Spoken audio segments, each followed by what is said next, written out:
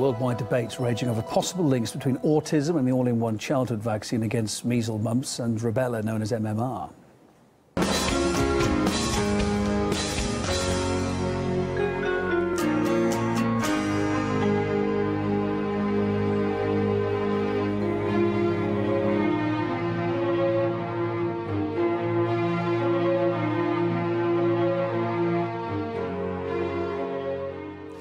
The video shows John Edwards. His mother believes he developed autism after getting the MMR vaccine, but she adds it's virtually impossible to bring the matter to the courts.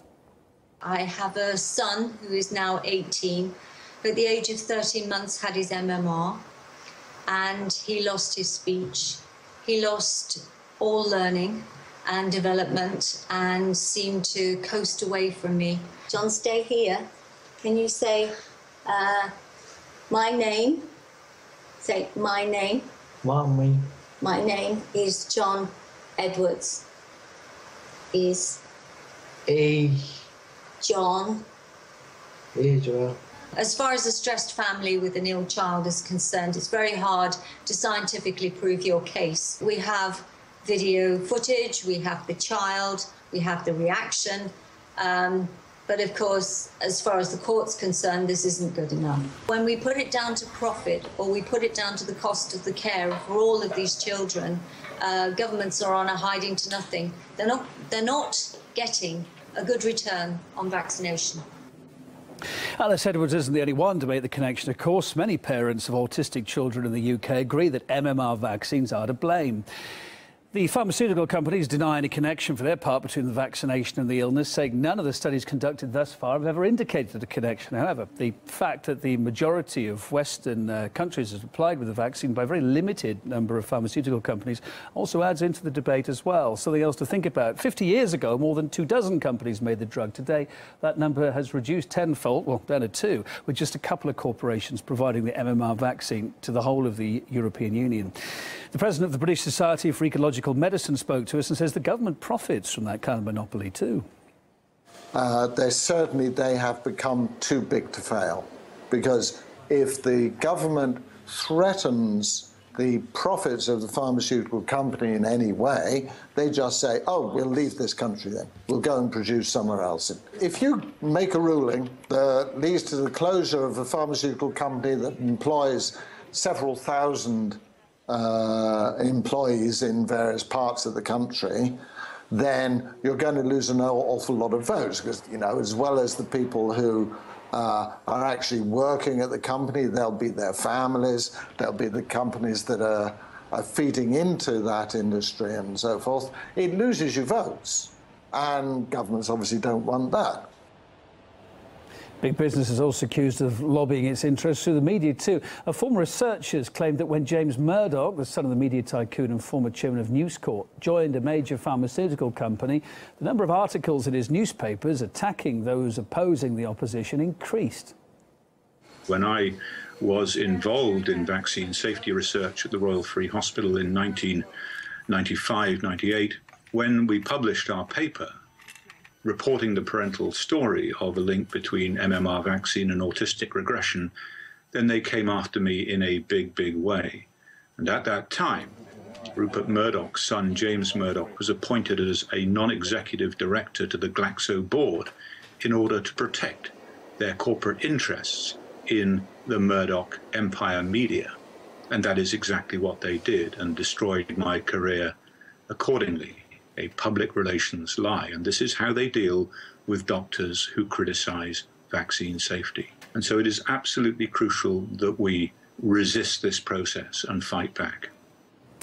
Online right now, British royals are under pressure to release their family archives. It's after that leaked video showed a young Queen Elizabeth II rehearsing an apparent Nazi salute from a long time ago, but it's still getting people talking. More of that online. And over 40 skydivers form a perfect eagle's nest. There they are, just part of a training for a world record attempt that will involve 108 of them in a single jump. You can watch the warm-up in full online. Major firefighting operations underway in a shopping centre in Siberia here in Russia. The roof of the building as well as the third floor are reported to be well ablaze, with some 600 square metres covered in flames. 10 teams of firemen have been working at the scene for several hours.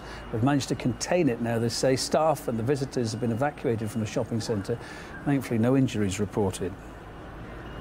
An American activist has carried out a social experiment to find out who'd be given more charity. Would it be a homeless single father or a drug user? Well, the result may surprise you.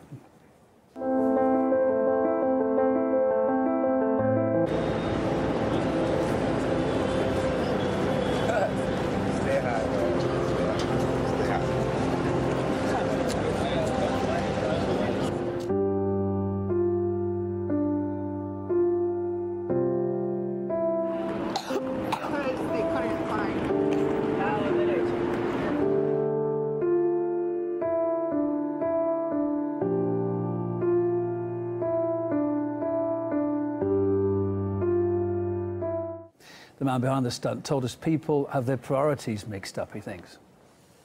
There's a lot of people actually that have these signs that say need money for weed, drugs, and alcohol. So when I seen that, I thought, let me see how much money these guys are gonna make, and then let me see if they'll make more than someone that you see another people with, like a homeless child. The most disturbing probably was when there was other parents that had children. Perils of tweeting. A new manual for British MPs explains the do's and don'ts of Twitter in the hope that politicians might avoid embarrassing gaffes. Apparently, according to the guide, rule number 1, well, obvious one really, don't push the tweet button if you're drunk. You've had a few too many. MPs also urged to take a minute to give a pause for thought before posting anything. Also says this guide, please don't be boring. MPs are warned against using cliches so as not to alienate themselves from the public. Finally, you should never explain any blunders with an "I was hacked" excuse. The guide says it simply doesn't work, tarnishes your image.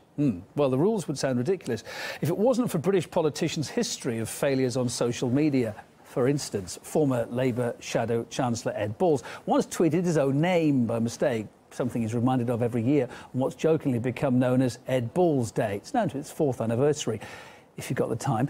And this Conservative MP accused Labour of putting an Arab dating ad on a press release he read online, but he was left red-faced when it was explained to him that Google ads are based on a user's search history. And here's a famous tweet from David Cameron, which was mocked for its super serious and dry tone. Yeah, you remember that? Well, dozens of parodies were quick to follow. Actors and comedians posted their selfies with poker faces, staging fake calls and holding all kinds of stuff from bananas to packs of cereal instead, of course, of a phone. Thanks for being with us. It's coming up to 24 minutes past 5 in the afternoon. I'm Kevin Owen. You're with RT International live from Moscow. After the break, watching the Hawks, looking at Obama's proposal to free up prison space by releasing criminals who committed minor offences. It's our next programme.